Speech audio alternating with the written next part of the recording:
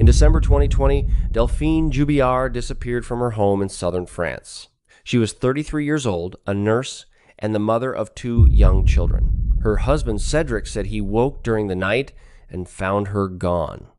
For almost 5 years, investigators searched without ever finding a body, a confirmed murder scene, or direct forensic proof of how she died. Even so, a court convicted Cédric of murder in October 2025 and sentenced him to 30 years in prison. He appealed and continued to deny responsibility. Then, in July 2026, he gave investigators a detailed confession and drew a map. The following day, police found human remains exactly where he had directed them. DNA testing confirmed they belonged to Delphine.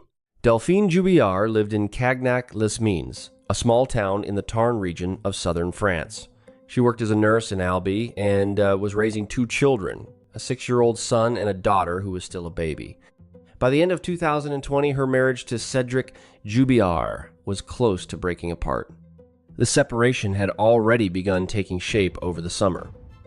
Delphine removed the authority Cédric held over her bank account, contacted a lawyer, and started making practical plans for a life outside the marriage. She was looking for another home. She was also preparing to change the code on her bank card and had arranged to finish that process later in December. Delphine had begun a relationship with another man. It wasn't public, but it was serious enough that they were discussing a future together. 3 days before she disappeared, they had chosen a new car. On December 15, they ordered wine for a planned meeting. Cédric knew that Delphine wanted to leave. According to evidence later accepted by the court, he had tried to monitor her movements and spending, searched through her phone, and looked for proof that she was seeing someone else. People close to him also described threats he'd made before the disappearance. His mother recalled him saying he would kill Delphine, bury her, and make sure nobody found her. A friend reported a similar warning months earlier. Cédric later said those statements weren't serious. At the time, there was no body and no confirmed act of violence to connect them to. But they showed just how badly the separation was going. For Delphine, December 15 began with ordinary errands and plans. Delphine was off duty. She visited her bank advisor in Albi, met a friend for coffee, took her daughter out in a stroller, and picked up her son from school. That evening, she kept exchanging messages with the man she planned to join. Her final confirmed message was sent at 10:55 p.m. After that, there was no further message from Delphine. At 4:09 the next morning, Cédric called the French emergency number. He told the gendarmerie that his wife was missing. When asked whether they had argued, he said they were going through a divorce, but that things between them were going well. 2 officers arrived roughly 40 minutes later. Through the glass door, they saw Cédric putting laundry into the washing machine. His explanation was that he had gone to bed alone while Delphine and their son watched television. He said he slept until about 3:45 a.m. when the couple's daughter began crying, and only then noticed Delphine wasn't in the house. The first response focused on finding a missing woman, not preserving a possible murder scene. But details inside and around the home soon became hard to explain. Delphine had left her handbag, identification, bank card, and car behind. She hadn't taken the children, she had made plans for the coming days, and had already bought Christmas presents. Her phone was missing, but the network records became important. It stayed connected to the cell tower covering the home right up until its final disconnection at 7:48 that morning. The court later accepted this as evidence that the phone hadn't left the property during the critical hours. Her glasses were found broken into 3 pieces on the kitchen counter. Delphine was severely short-sighted and normally wore those glasses after removing her contact lenses in the evening. One arm from the frame was missing and was later found behind the living room sofa. Their son was interviewed more than once. In a later interview, he described hearing his parents argue after he'd gone to bed.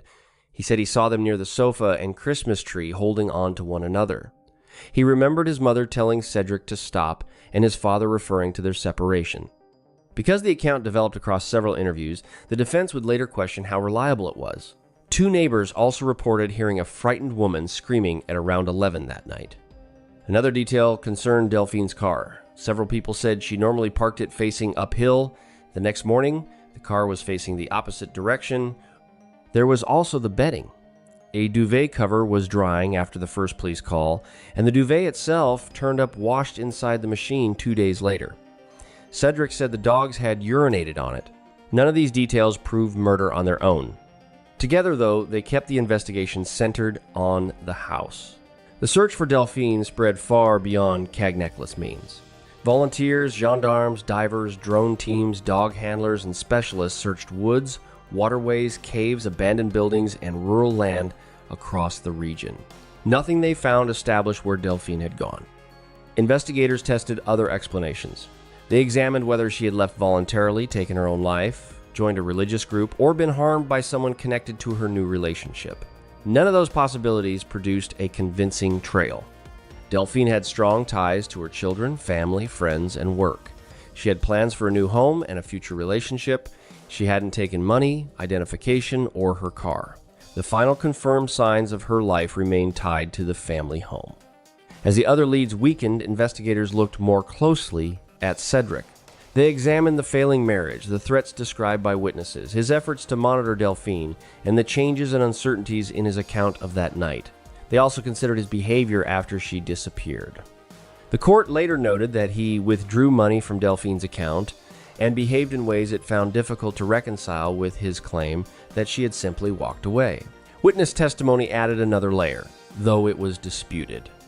A former cellmate and two women who had relationships with Cédric after Delphine vanished said he spoke as though he was responsible or knew where her body had been hidden. One former cellmate claims Cédric boasted about having committed a murder investigators could not solve. Cédric denied making any genuine confessions. His lawyers argued the witnesses were unreliable, drawn by publicity, or motivated by personal conflict. On the 18th of June 2021, Cédric was formally placed under investigation for the intentional killing of his wife and held in pretrial detention. He continued to say he had done nothing. The case then sat in an unusual position for more than 4 years. Police believed Delphine was dead and that Cédric had killed her, but they still couldn't show where the killing had taken place, how it had been carried out, or where her body had been hidden. The prosecution would eventually have to ask a jury to judge the case without those answers.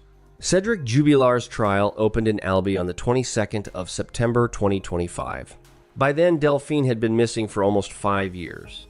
The prosecution had no body, no murder weapon, no confirmed crime scene, and no medical cause of death. Its case rested on the combined weight of circumstantial evidence.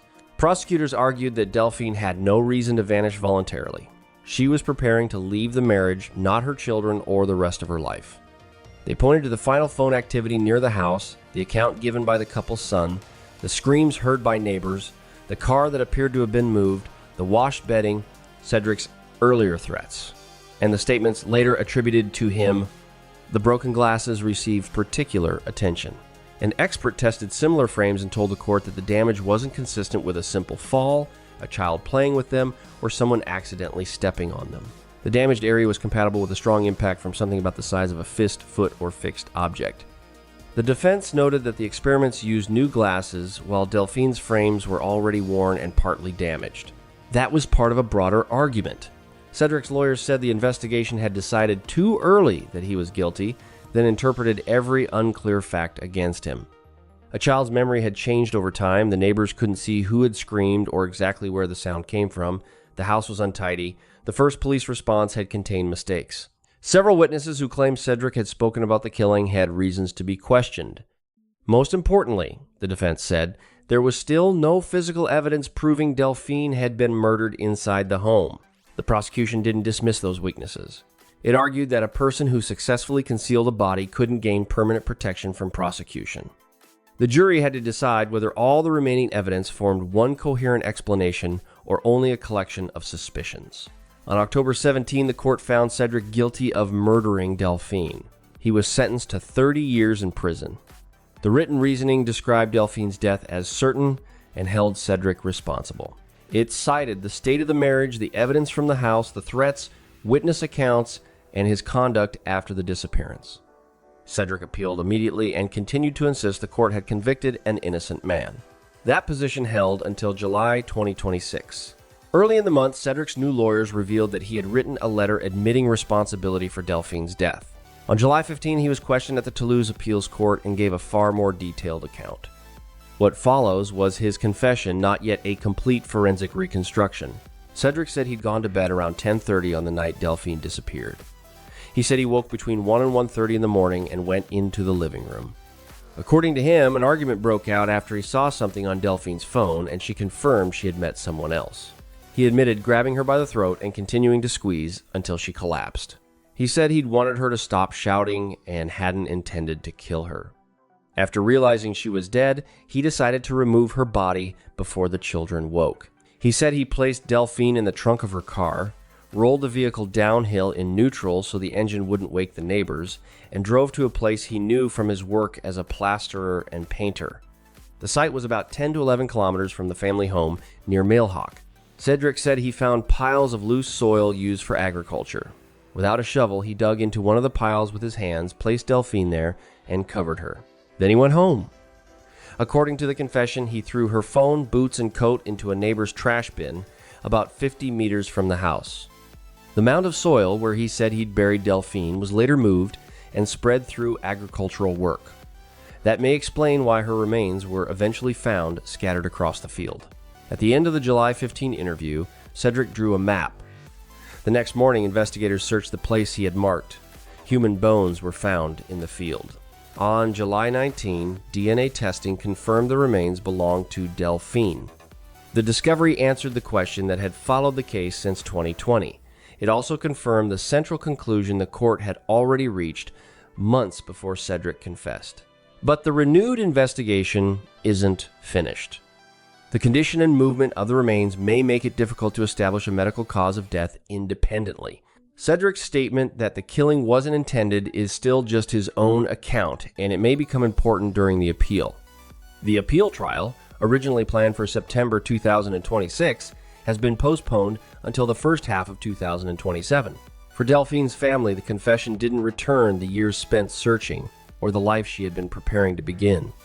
It did finally reveal where she had been left. After almost 6 years, Delphine could be identified, returned to her family, and given a grave with her name on it.